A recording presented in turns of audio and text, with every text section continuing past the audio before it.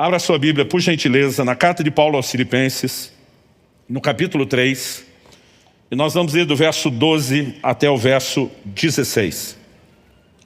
Filipenses 3, de 12 a 16. Eu vou ler na Nova Almeida atualizada, e o texto sagrado diz assim: não que eu já tenha recebido isso, ou já tenha obtido a perfeição, mas prossigo para conquistar aquilo para o que também fui conquistado por Cristo Jesus.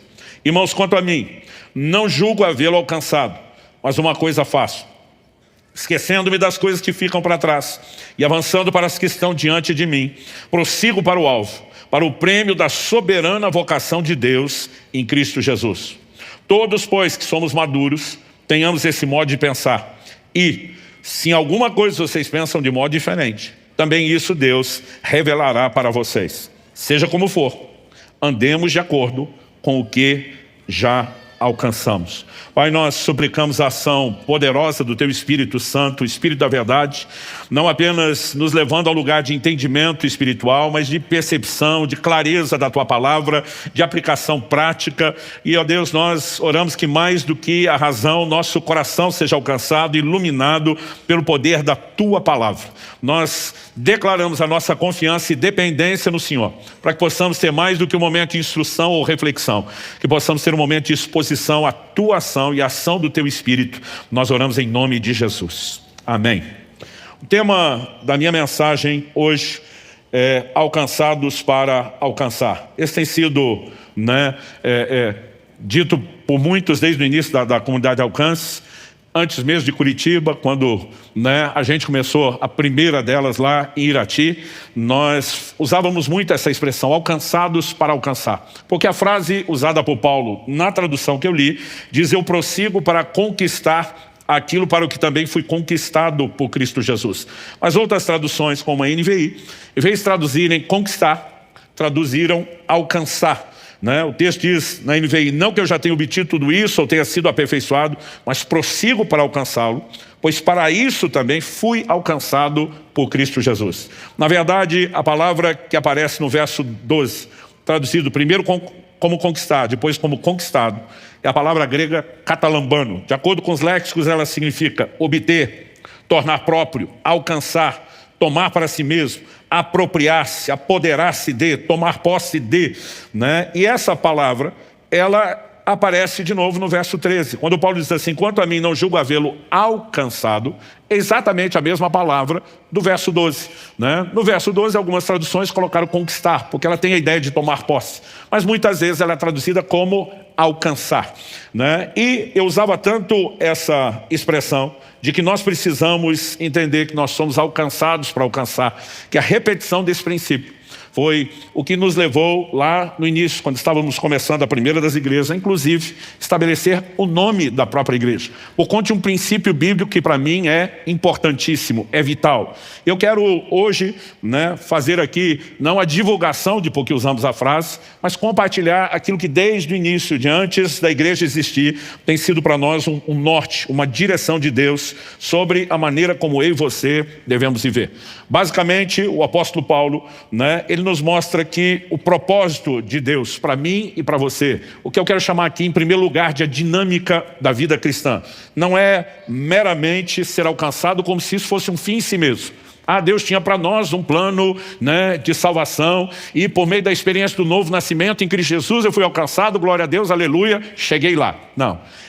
Ser alcançado não é um fim em si mesmo. Paulo diz: eu prossigo para alcançar aquilo pelo qual fui alcançado. Ou seja, nós fomos alcançados para alcançar. E antes de dissertar aqui junto com vocês o que exatamente devemos alcançar, eu queria em primeiro lugar explorar esse aspecto da dinâmica da vida cristã. A vida cristã é progressiva. Provérbios capítulo 4 nos diz lá no verso 18 que a vereda do justo é como a luz da aurora. Ela vai brilhando mais e mais até ser dia perfeito. Ou seja, aquilo que Deus tem para nós não é vivido ou experimentado de forma completa instantânea, né? Aquilo que Deus tem de forma completa é vivido de maneira gradual e progressiva. Então, a própria transformação na imagem de Jesus, assunto que eu vou mexer daqui a pouco, a Bíblia diz que nós somos transformados de glória em glória na imagem do Senhor Jesus. E nós precisamos compreender, né, que quando falamos da vida cristã, não experimentamos tudo porque passamos pela porta, né? Fomos introduzidos em algo maravilhoso, mas deve haver acréscimo, deve haver crescimento, deve haver avanço, deve haver progresso na fé. Não se trata, quando falamos de viver a fé cristã, de apenas aguentar firme, não sair da igreja, não desviar, conseguir escapar da condenação eterna e dizer entramos no céu. Mas a gente precisa entender o combo, o pacote completo que nos é oferecido. Quando a gente olha para o povo de Israel no Antigo Testamento, nós temos alguns paralelos daquilo que Deus tem em mente para o seu povo, né, do Novo Testamento, que somos nós hoje. Quando Deus os tira do Egito, figura da nossa redenção, não era para que eles ficassem perambulando pelo deserto. Deus tinha em mente algo específico, né? Uma terra que passou a ser chamada pelas promessas de Deus de terra prometida, mas era um lugar de abundância. Aquela geração que não entra na terra prometida e fica perambulando é apresentado como alguém que não viveu o plano e o propósito de Deus. E o que é que significa Canaã? Quando eu era garoto, né, a gente cantava algumas canções, né, a respeito de estar caminhando para Canaã. E quando a gente falava disso, era como se Canaã fosse o céu. Na verdade, Canaã não figura o céu. Quando eles chegam no limiar da terra, eles entendem que eles têm que lutar para possuir aquilo que Deus tem, que haverá gigantes. Quando eu e você chegamos no céu, nós não vamos ter que lutar por mais nada, nós só vamos desfrutar, né, daquilo que está à nossa disposição. Canaã fala de um lugar de plenitude espiritual. E eu e você precisamos entender que Deus não nos tirou do Egito para ficar perambulando pelo deserto, mas para nos introduzir num lugar de plenitude espiritual. Você pode dizer amém? Então, quando o filho nasce, e eu tive essa experiência, né, incrível, né, em dois momentos difíceis, distintos, com dois dos meus filhos, Israel e Alice, a sensação que você tem como pai é esperar daquele filho mais do que a sobrevivência, né? Não é apenas garantir que ele sobreviva. Existe uma expectativa de que ele cresça e que ele amadureça, né, em todas as áreas como filho. Existe uma expectativa não só de que um dia trabalhe para gerar renda para as famílias que eles vão compor, mas que sejam úteis para a própria sociedade, para o reino de Deus. Há uma expectativa, né, e a gente olha com mais ciúme para menino do que para menino, de que um dia se case, né, de que gerem filhos. E eu diria que isso é algo até instintivo. E eu já estou vivendo essa fase agora da adolescência, de ver os filhos dos filhos. E agora eu vejo meu filho com os meus netos com a mesma expectativa.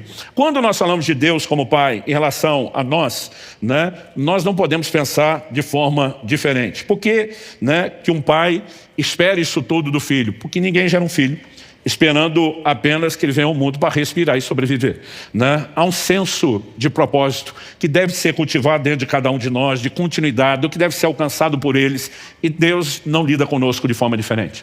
Em Efésios, no capítulo 4, no verso 13, a Escritura diz assim: até que todos cheguemos à unidade da fé e do pleno conhecimento do Filho de Deus, ao estado de pessoa madura, à medida da estatura da plenitude de Cristo. Deus não apenas espera que a gente cresça, mas que a gente chegue ao estado de pessoa madura, e a referência é a plenitude, né, que o Senhor Jesus alcançou e estabeleceu como modelo para mim e para você. 2 versículos à frente, Efésios 4:5, Paulo diz assim: mas, seguindo a verdade em amor, cresçamos em tudo naquele que é a cabeça, Cristo. Deus espera de mim e de você não apenas crescimento e avanço, mas crescimento em tudo, em todas as áreas, né? Quando meus filhos nasceram, eu não esperava apenas que eles se desenvolvessem fisicamente. Eu esperava que houvesse desenvolvimento intelectual, emocional, espiritual, crescer em tudo, né? E Deus não tem nenhum plano distinto disso para mim e para você. Ele também espera que a gente cresça. Ou seja, nós somos alcançados para alcançar algo que nós ainda não temos, não de forma completa, na experiência inicial. E o apóstolo Paulo mostra que ele era norteado por isso, né? A ponto de dizer: esquecendo-me das coisas que para trás ficam, avançando para as que estão diante de mim, prossigo para um alvo. Ele está dizendo: eu tenho alvo, eu tenho meta, eu me movo numa direção específica, eu tenho um senso de propósito. Aliás, a palavra que ele traduz prossigo, né, prossigo para o alvo, a palavra que é traduzida como prossigo, no original grego dioko, ela significa correr prontamente, a fim de capturar alguma coisa ou pessoa. Então, não é apenas se mover naquela direção, é se mover com determinação, é se mover com senso de propósito. E nós precisamos entender essa dinâmica da vida cristã, porque Deus não espera de mim e de você algo diferente. Somos alcançados para alcançar. Estabelecida a dinâmica da vida cristã, eu quero aqui, em segundo lugar, e é onde provavelmente vou gastar um pouquinho mais de tempo no segundo tópico, entender o alvo. Quando Paulo diz, eu prossigo para o alvo, e ele diz que eu fui alcançado para alcançar, então o alvo compõe as coisas que devem ser alcançadas, eu e você precisamos entender o alvo, o que nós devemos alcançar. Eu queria, se você estiver anotando, vale a pena, né, registrar, eu queria passar por 4 aspectos distintos. Eu vou repetir de vez em quando para tentar ajudar a memorização daqueles que não estão anotando, mas o primeiro tópico diz respeito à essência da vida cristã, ao motivo pelo qual eu e você devemos crescer, que eu apontei aqui em Efésios 4:3. Não apenas chegar ao estado de pessoa madura, mas à medida, né, da estatura da plenitude de Cristo. Ou seja, Cristo é o modelo, é a referência. Em Romanos, no capítulo 8, no verso 29, a Bíblia diz, aos que dantes conheceu, Deus também os predestinou. Predestinar é destinar de antemão. Ou seja, Deus estabeleceu um destino antes da nossa existência. Ou seja, é claro que Ele espera que a gente siga nessa direção. Aos que dantes conheceu, também os predestinou. Para quê? Para que fossem conformes à imagem de seu Filho Jesus Cristo. O Evangelho não se resume em nenhuma outra coisa, a não ser que eu e você precisamos nos tornar semelhantes a Jesus. É por isso que eu me recuso, né, a abraçar, aceitar ou propagar qualquer forma de mensagem do Evangelho que não envolva reproduzir a imagem de Jesus. As pessoas hoje em dia tentam apresentar uma versão da graça que te permite viver de uma forma diferente daquilo que Jesus foi e do modelo que Ele estabeleceu. Não dá para concordar com isso, porque a graça é um recurso para vivermos esse modelo de Deus, aquilo que Deus sonhou e planejou desde o início. Em 1 João 2,6 a Bíblia diz, quem diz estar nele em Cristo, deve andar como ele também andou. Né? Andar como ele andou não é a ginga, o estilo da caminhada, é reproduzir comportamento. Em 1 de Pedro, capítulo 2, verso 21, a Bíblia diz que Jesus nos deixou exemplo para que a gente siga as suas pegadas ou pisadas. Quando você olha, por exemplo, para a areia da praia, em especial aquela que está mais próxima, né, do mar, que foi molhada, que fica mais compacta, e você percebe alguém passando, caminhando, vai ficar bem definido ali, diferente de na areia seca, as pegadas. A Bíblia está dizendo que Jesus deixou um rastro. Isso significa que a gente deve não apenas ir pelo mesmo caminho, mas para colocar o pé na pegada, você tem que andar até no passo que ele caminhou. Nós temos que reproduzir o seu estilo de vida, o seu comportamento. É por isso que em 1 Coríntios 11:1, o apóstolo Paulo diz, sede meus imitadores, como eu sou de Cristo. Né? Toda a transformação do Evangelho é resumida em 2 Carta de Paulo aos Coríntios, capítulo 3, verso 18, assim, né, que eu e você sejamos transformados de glória em glória, na imagem do Senhor, pelo Espírito. Em 2 Coríntios 3, Paulo vai falar do ministério do Espírito, e a ênfase principal do ministério do Espírito Santo em nós é nos transformar na imagem de Jesus. Então, quando Paulo diz, eu ainda não cheguei lá, eu ainda não alcancei, mas eu prossigo para alcançar, ele está falando, e nós não podemos deixar isso de fora da equação, ele está falando a respeito de maturidade, de nos tornarmos plenos. E isso começa por reproduzir a imagem de Jesus. Quando você olha a visão que a palavra de Deus traz, no próprio ensino bíblico, em especial de Paulo, sobre a redenção, não dá para desconectar o que Jesus veio fazer de onde tudo começou a dar errado lá no início, com a queda, o que chamamos do pecado original em Adão. Aliás, se você puder, me acompanhe por gentileza, em 1 Coríntios, no capítulo 15, e eu quero ler com vocês do verso 45 até o 49, que diz, pois assim está escrito, o primeiro homem, Adão, se tornou um ser vivente. As traduções mais antigas dizem alma vivente. Mas o último Adão é espírito vivificante. O que vem primeiro não é o espiritual, e sim o natural. Depois vem o espiritual. O primeiro homem, formado do pó da terra, é terreno. O segundo homem é do céu. Como foi o homem terreno, assim também são os demais, são feitos do pó da terra. E como é o homem celestial, assim também são os celestiais. E assim como trouxemos a imagem do homem terreno, traremos também a imagem do homem celestial. O que o apóstolo Paulo está fazendo? Ele apresenta aqui um resumo de tudo, desde o início da criação, a queda do homem e o que é a obra da redenção em Cristo Jesus. Eu lembro que aos 15 anos de idade, foi a primeira vez que eu reparei nessa afirmação do verso 45. Ele fala do primeiro Adão, mas quando ele diz o último Adão, eu lembro de ter parado, né, para pensar, existe outro Adão, além do marido da Eva, né? E até aquele momento eu não vou dizer que eu nunca tinha lido esse versículo, mas nunca tinha percebido a informação de que tem outro. E eu lembro que eu parei na hora a leitura bíblica e fui consultar meu pai. Naquela época você não tinha consulta de internet, não tinha tanto recurso, não tinha, né, GPT. Mas o estudioso de Bíblia que eu tinha acesso era meu pai. Eu lembro que fui até meu pai e falei, tem outro Adão, além daquele primeiro do Éden, o marido da Eva? Meu pai raramente respondia uma pergunta sem fazer outra. Ele olhou para mim e falou, está perguntando por quê? Eu falei, porque eu estava lendo 1 Coríntios 15, e Paulo fala do primeiro e do último Adão. Quando eu falei isso, ele me interrompe e disse, se fala de outro é porque tem. Aí eu senti as orelhas crescendo, falei, ok, vamos reformular a pergunta. Quem é o cara? Que outro Adão é esse que eu nunca ouvi falar, que não está escrito praticamente em nenhum outro lugar da Bíblia, né? E meu pai tinha um treinamento rigoroso com os filhos, que era, tem que aprender a pensar. Ele se recusava a dar tudo de mão beijada, respostas e explicações prontas. Meu pai vira para mim e diz, vá conversar com o texto. Mas pai, o senhor já sabe, vá conversar com o texto, sim senhor. Aí eu volto lá para o texto, vamos interpretar. Coisa que está cada vez mais difícil, gente. Você bota um post dizendo, terça-feira, alcance mais, tem o endereço, às 19h30 com o pastor Luciano. Aí você olha as perguntas embaixo. Quando vai ser mesmo? Onde vai ser? Quem que... Gente, hoje em dia nem o básico o povo está conseguindo. Nós vamos ter que voltar a treinar, a pensar. Papai jogava duro. Então eu volto lá e leio. O primeiro homem, Adão, marido da Eva, primeiro cara lá do Éden, se tornou um ser vivente. Mas o último Adão, variável X, quem quer que seja, é espírito vivificante. Nesse momento eu falei, peraí, aqui não é mera comparação, é um contraste. O primeiro é só um ser vivo, ser vivente, alma vivente. O outro é um espírito vivificante, que dá vida, que comunica vida. E aí, a hora que eu percebi isso, eu comecei a prestar atenção nos próximos versículos. 46. O que vem primeiro, ordem cronológica de aparecimento, não é o espiritual, e sim o natural. Então, primeiro Adão, natural. O que vem depois, o último Adão, espiritual. Então agora você tem novo contraste, natural, espiritual. Verso 47. O primeiro homem, formado do pó da terra, é terreno. O segundo homem é do céu, ou seja, celestial, novo contraste, terreno e do céu. A diferença é que no verso 47, Paulo já dá uma pista de quem é o último Adão, é um homem. Tanto que ele chama de segundo homem. Agora, que homem seria esse, para caber nessa interpretação? Que não é natural, mas é espiritual. Não é terreno, é celestial. E em vez de ser criatura, alguém criado, ele é criador. Só uma pessoa que cabe nessa descrição.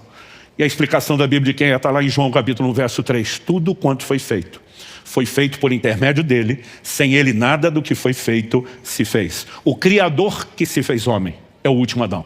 E eu lembro que eu volto para o meu pai empolgado e falo, o último Adão é Jesus. Ele, como quem disse, estava lá o tempo todo. Mas aí eu fico bolado com o quê? Eu sou parte de uma geração que o maior vilão na Bíblia depois de Satanás era Adão. Porque a gente perguntava para os pregadores, se Deus é tão bom, por que a humanidade ficou tão ruim? E eles resumiam a teologia sem nenhuma explicação, diziam por causa de Adão. Né? Mas não explicava o pecado original, suas consequências. Isso me fazia ter, na imaturidade de um adolescente, um sentimento quase que de raiva do Adão. Eu ficava pensando, se chegar no céu e o Adão estiver lá, nós vamos juntar os brothers, a irmandade, dar uma coça no miserável que tornou, né, nossa vida terrível, que azarou a vida da gente aqui embaixo. Tudo que eu pensava era vingança. Quando eu descubro que o último Adão tem uma relação com o primeiro, aquilo quase que me ofende. Eu digo, não, Jesus não pode ter associado a esse primeiro, né, cabeça da humanidade, que muitas vezes chamava de cabeção, pelo que fez. E aí eu vou discutir com meu pai, mas por que associar a pessoa de Jesus ao Adão, logo ao Adão? Né? E meu pai disse, vá conversar com o texto. Mas pai, o senhor pode vá conversar com o texto. Aí eu volto de novo para conversar com o texto. E eu percebo que a comparação feita, além do contraste, é uma comparação. O verso 48 diz, como foi o homem terreno, assim também são os demais, são feitos do pó da terra. Por que os demais que vieram do primeiro eram e são até hoje semelhantes a ele? Porque ele foi criado para ser um cabeça de raça, um protótipo, né? Um modelo.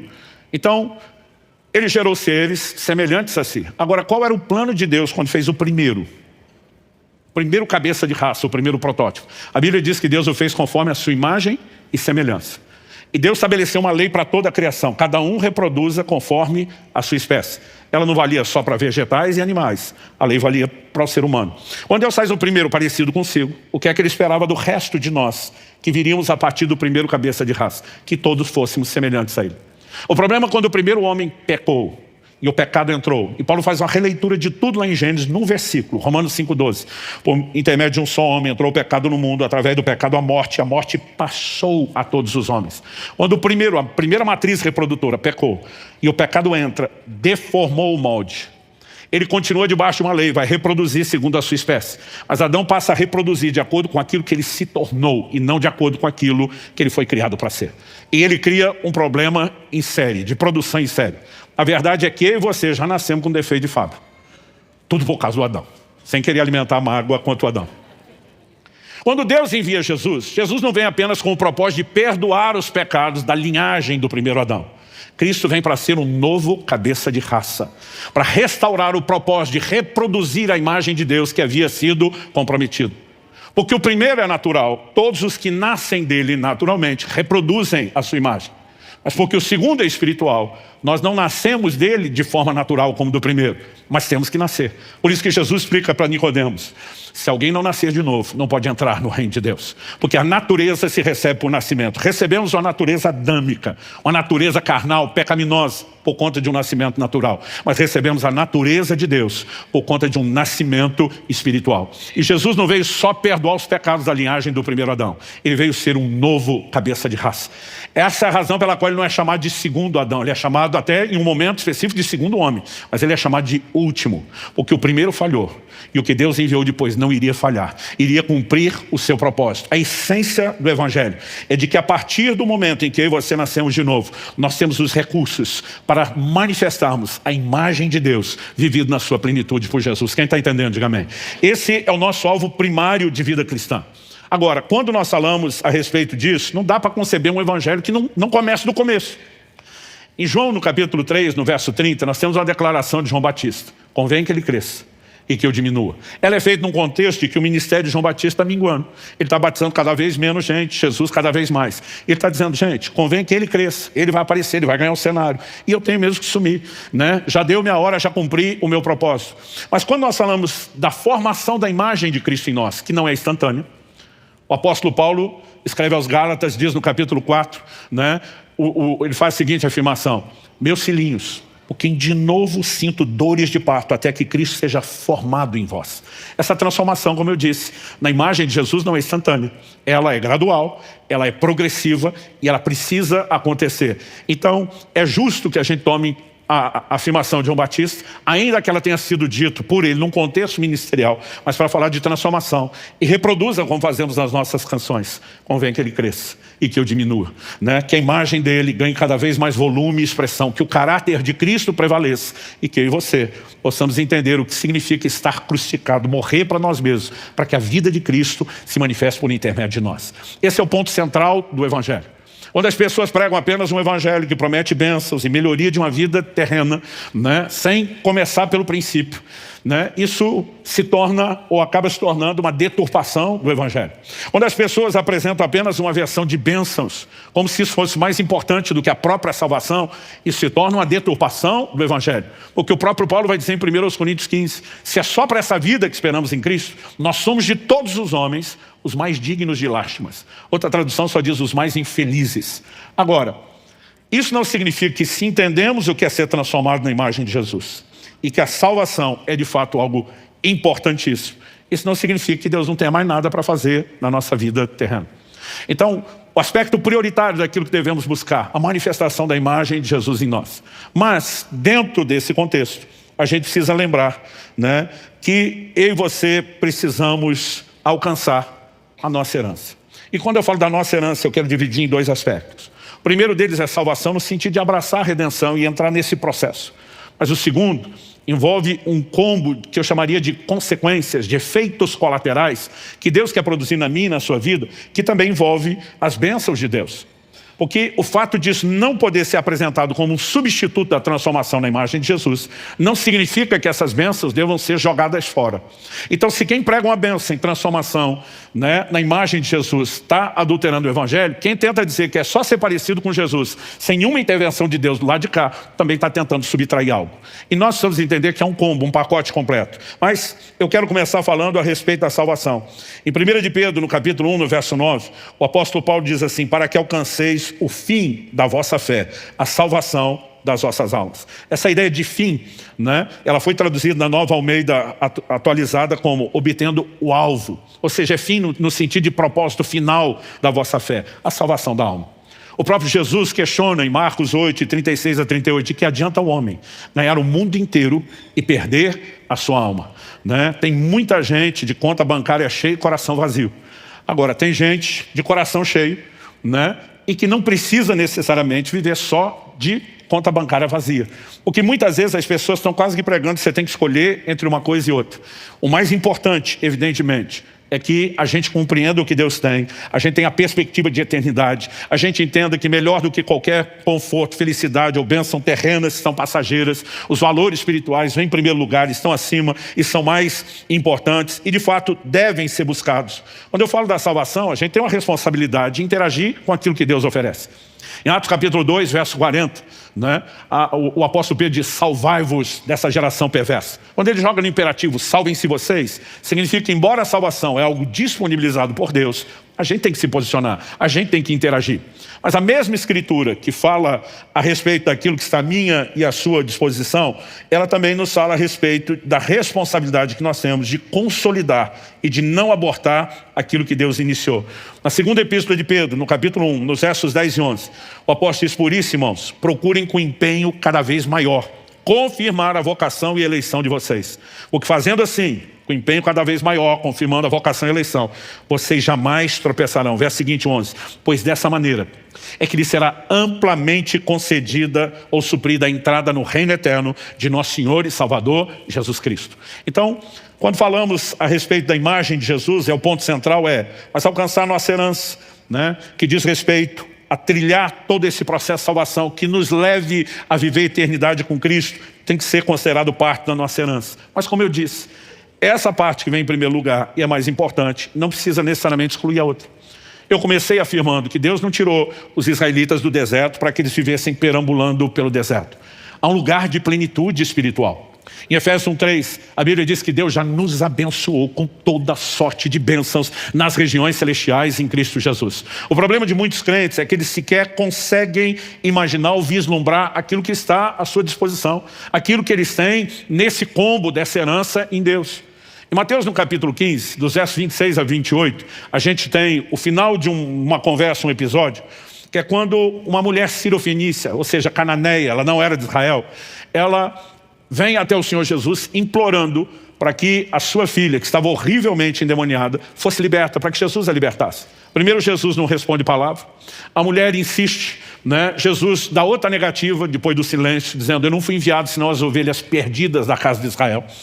Isso não significa que os gentios não seriam alcançados, mas que dentro do plano de Deus há uma ordem.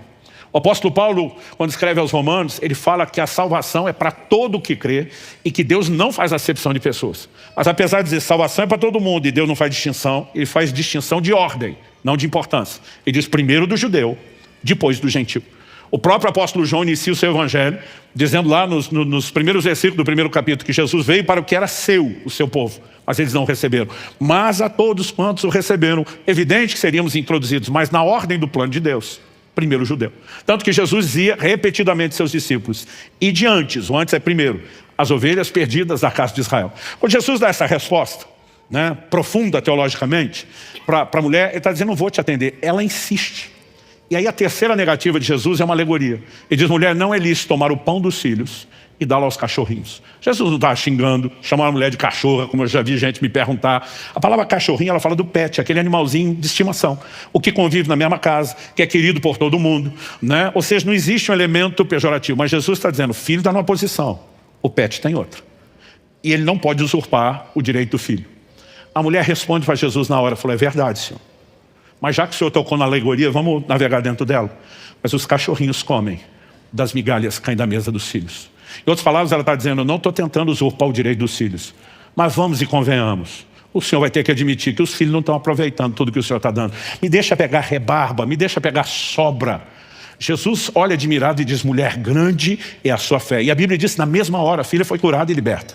Agora preste atenção, se comendo das migalhas caem da mesa, já tem cura e libertação para a sua casa, o que é que não está à sua disposição quando você entender o direito dos filhos, se sentar à mesa para usufruir o que é seu? Há uma herança maior, que nós deveríamos estar perseguindo isso. Agora, evidentemente, a herança só será usufruída em plenitude. Paulo diz em Gálatas 4, 1 e 2, né? Esse é o trilho central do livro que eu escrevi sobre maturidade, que o filho, apesar de, enquanto herdeiro, ser dono de tudo, ele não tem acesso enquanto não houver maturidade. Então, algumas dessas coisas que nós ainda não entramos, não está nos faltando apenas fé. Muitas vezes está nos faltando o processo de crescimento. Mas nós não podemos negar que deve ser parte do alvo a ser alcançado. Quem está entendendo, diga amém. Além de alcançar a imagem de Cristo, a nossa herança, que envolve desde a salvação, com aquilo que é complemento, efeito colateral, inevitável, parte do pacote são as bênçãos. Em terceiro lugar, alcançar pessoas. A vida cristã não pode ser vivida de forma egoísta, individualista, tipo, é só para mim, glória a Deus. Né? Eu, quando era garoto, li um livro de um senhor que orava dizendo: Senhor, abençoa a mim, a minha família e a ninguém mais. Eu pensava, que absurdo chegar a esse ponto. Mas alguns de nós, apesar de não colocar na nossa oração a ninguém mais, a gente não está tão interessado em que os outros sejam. Senão a gente estaria compartilhando um pouco mais. E não há nada que traga tanto prejuízo à vida espiritual como a falta de compartilhar. Nós precisamos compreender que Deus nos chamou para dividir, para compartilhar aquilo que nós temos. E uma das razões pelas quais a gente diz que fomos alcançados para alcançar também é alcançar pessoas. Em primeiro lugar, existe uma ordem. Nós nos salvamos. Salvai-vos dessa geração perversa. Mas a salvação, que é para ser vivida por mim e por você, não é só para a gente.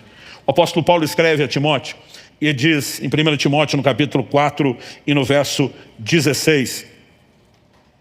Ele diz: cuide de você mesmo da doutrina, continue nesses deveres, porque fazendo assim, você salvará tanto a si mesmo como aos que te ouvem. A gente preocupado com a salvação dos outros, esquecendo a sua. E ele pode se tornar, nas palavras de Jesus, um cego guiando o outro. Mas depois de garantir a nossa, nós precisamos entender que nós temos que compartilhar e procurar a salvação daqueles que nos ouvem. Onde Jesus nos deu a grande comissão, seja o texto de Mateus 28, seja o texto de Marcos 16, nós chamamos isso da grande comissão. E eu sempre brinco que alguns crentes acham que é a grande sugestão. Quase como assim, se Jesus tivesse falado: se um momento desse você estiver de boa, fazendo nada, e achar que deve compartilhar o evangelho, não que você seja obrigado, eu vou ficar agradecido. Não foi isso. Ele nos deu uma ordem: ide por todo mundo.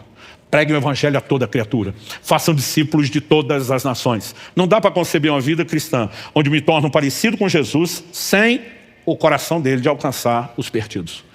Então, se está nos faltando isso, está nos faltando transformação na imagem dele. Nós precisamos ter...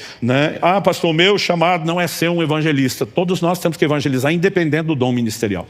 E nós precisamos ter no coração que parte do propósito da vida cristã é alcançar pessoas. Olha o que o apóstolo Paulo diz em 1 Coríntios, no capítulo 9.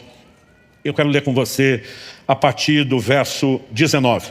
Porque sendo livre de todos, fiz-me escravo de todos, a fim de ganhar o maior número possível. O que é ganhar aqui? Que número, maior número possível? Você está falando de pessoas. Verso seguinte, o 20. Para com os judeus, fiz-me como judeu, a fim de ganhar os judeus. Para os que vivem sob o regime da lei, como se eu mesmo assim vivesse, para ganhar os que vivem debaixo da lei, embora eu não esteja debaixo da lei. Verso 21. Aos sem lei, como se eu mesmo fosse, não estando sem lei para com Deus, mas debaixo da lei de Cristo, para ganhar os que vivem fora do regime da lei. Verso 22. Fiz-me fraco para com os fracos, a fim de ganhar os fracos. Fiz-me tudo para com todos, a fim de por todos os modos salvar alguns. Tudo faço por causa do evangelho. Verso 23. Para ser também participante dele. Minha pergunta é: você pode, como Paulo, dizer: eu faço tudo pelo evangelho? Porque fazer tudo não é buscar só o que é do nosso interesse, mas é se esforçar para ganhar o maior número possível. O apóstolo Paulo não estava dizendo que ele seria exitoso, bem-sucedido com todo mundo, mas ele diz: eu faço o máximo, por todos os modos, para pelo menos tentar salvar alguns. Mesmo que eu não vou conseguir trazer todo mundo junto, eu quero o maior número possível. Mas o que eu tiver de resultado, valeu a pena toda a dedicação, valeu a pena todo o esforço. Quando a gente considera essas verdades, eu e você precisamos nos perguntar: a gente está fazendo disso uma meta? Isso é um alvo? Eu estou correndo atrás, não só de ser parecido com Jesus, de alcançar esse ponto de salvação com bênçãos, mas de compartilhar o evangelho, de repartir isso com as pessoas. Porque esse crescimento e avanço, gente, não é espontâneo, não é automático. Se fosse, você não ia ver Paulo dizendo: eu corro atrás, que é o sentido da palavra prossigo, como eu falei antes. Então, nós precisamos ter entendimento, corresponder ao entendimento e de tempos em tempos fazer as avaliações. Pastor, mas eu perdi um tempo, vou falar sobre isso daqui a pouco, esquecendo-me das coisas que para trás ficam, focado naquelas que estão diante de mim. Ainda dá tempo de correr atrás, ainda dá tempo de alcançar aquilo pelo qual eu e você fomos alcançados. Quem está entendendo, diga amém. Além de alcançar a imagem de Jesus, além de alcançar a nossa herança, envolve a salvação com o combo das bênçãos. Além de, em terceiro lugar, alcançar as pessoas. Eu quero te encorajar a alcançar o propósito personalizado de Deus para a sua vida. Enquanto eu e você cumprimos o propósito generalizado, ser transformado na imagem de Jesus, alcançar a nossa herança, alcançar pessoas, porque isso é para todo mundo. Nós também precisamos levar em consideração que Deus tem um plano personalizado. Tem coisas que Ele vai pedir para mim, que Ele não vai pedir para você. Tem coisas que Ele vai pedir para você, que não vai pedir, né, para a pessoa que está sentada do seu lado. E a Bíblia fala muito desse propósito personalizado. Em Esther 4,14 nós vemos a pergunta que Mardoqueu faz à rainha.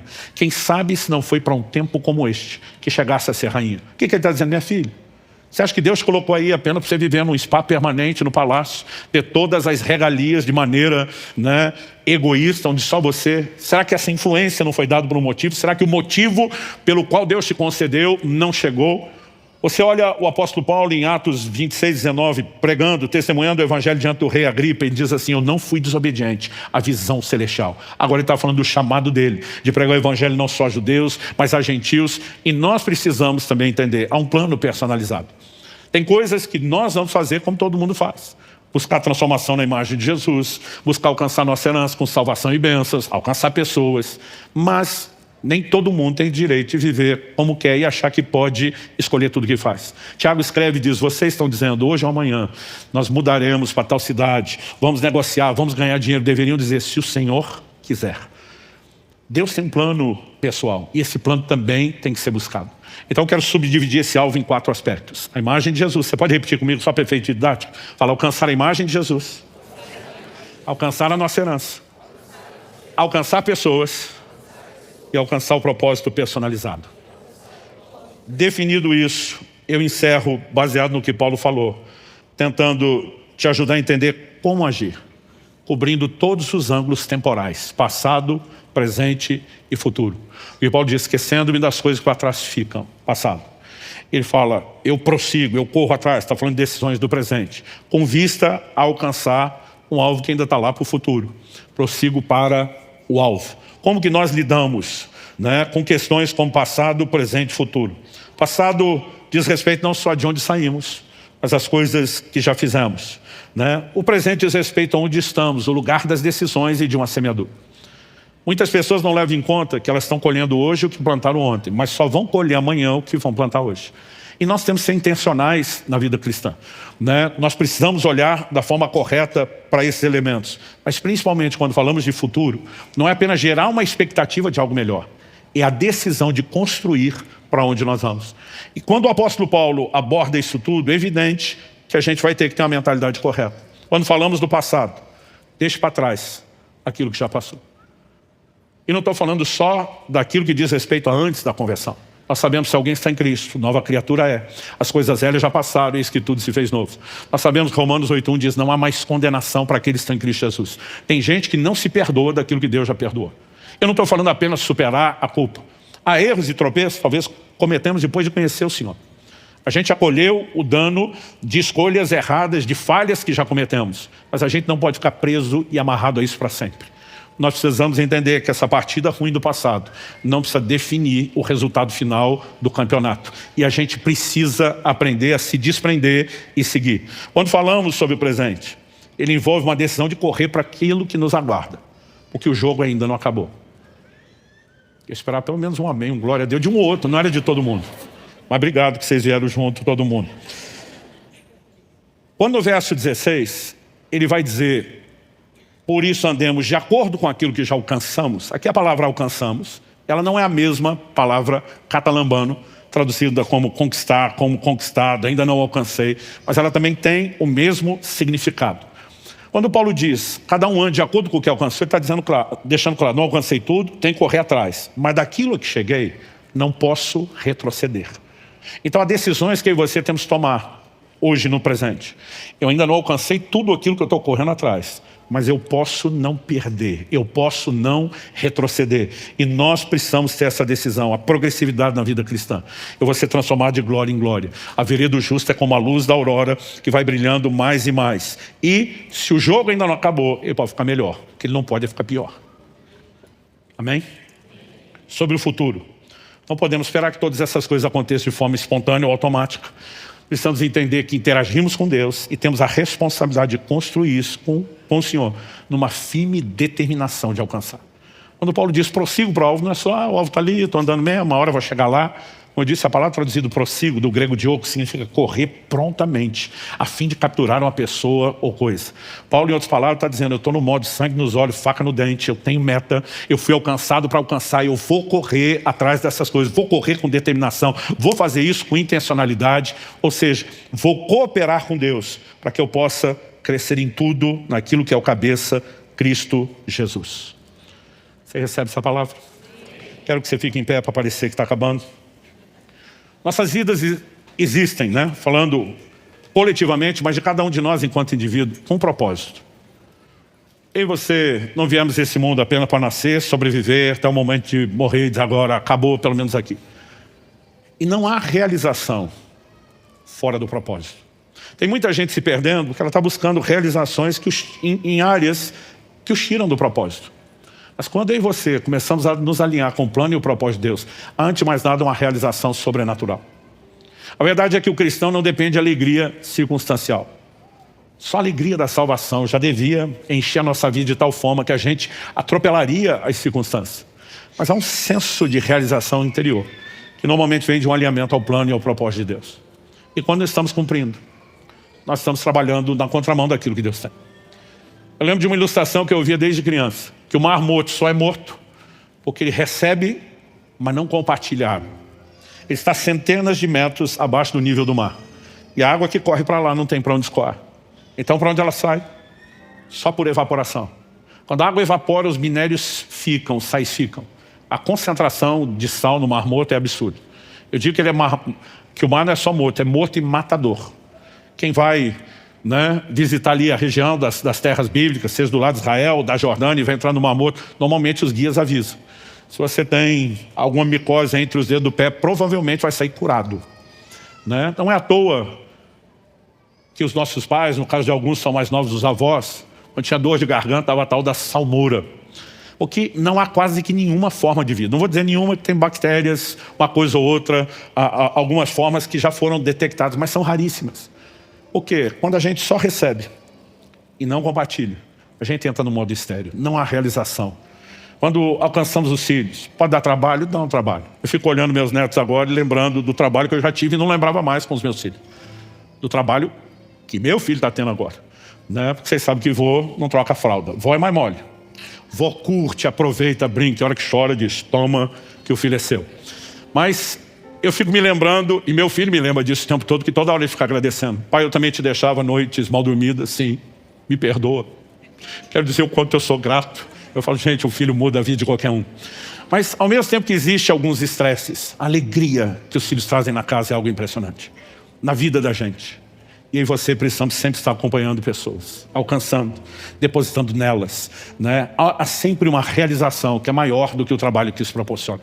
Não importa a área que nós estamos falando, se estamos seguindo na direção correta, haverá um senso de realização. Se está nos faltando isso, é um bom termômetro de que há questões que nós temos que avaliar. Eu te encorajo a repensar isso não apenas aqui e agora. Uma das razões pelas quais nas células, durante a semana, a gente procura mastigar de novo a palavra, é para criar uma cultura de avaliação, de aplicação prática. Mas o que vai fazer diferença não é só se você vai pensar ou ouvir outros que pensaram. É se você de fato vai orar, trabalhar a respeito. E eu espero que você saia daqui com um entendimento. Ser alcançado não era um fim em si mesmo. Nós somos alcançados para alcançar a imagem do Senhor, a nossa herança, pessoas e o propósito divino. E se ao longo do caminho falhamos, não vivemos ainda da maneira como deveríamos, a gente esquece o que fica para trás. A gente toma decisões claras e a gente constrói o nosso futuro. Pai, eu oro por cada um dos meus irmãos e irmãs aqui presentes e por aqueles que nos acompanham por meio dessa transmissão, ou mesmo posteriormente por meio de uma gravação. Eu oro que nesse momento o Senhor não apenas fale, mas haja no coração de cada um. Que haja aplicação prática da Tua palavra, personalizada. Que haja a manifestação da Tua graça e do poder do Teu Espírito Santo. que pode não apenas renovar a forma de pensar, mas alinhar completamente a nossa disposição de caminhada, gerando fé pela Tua própria palavra de que é possível viver e alcançar essas coisas, gerando despertamento por meio do toque do Teu Espírito. E nós oramos que o Senhor faça isso. Abençoamos a cada um, os entregamos agora aos Teus cuidados e à Tua graça, em nome de Jesus e para a glória de Deus. Se você crê e concorda, diga amém.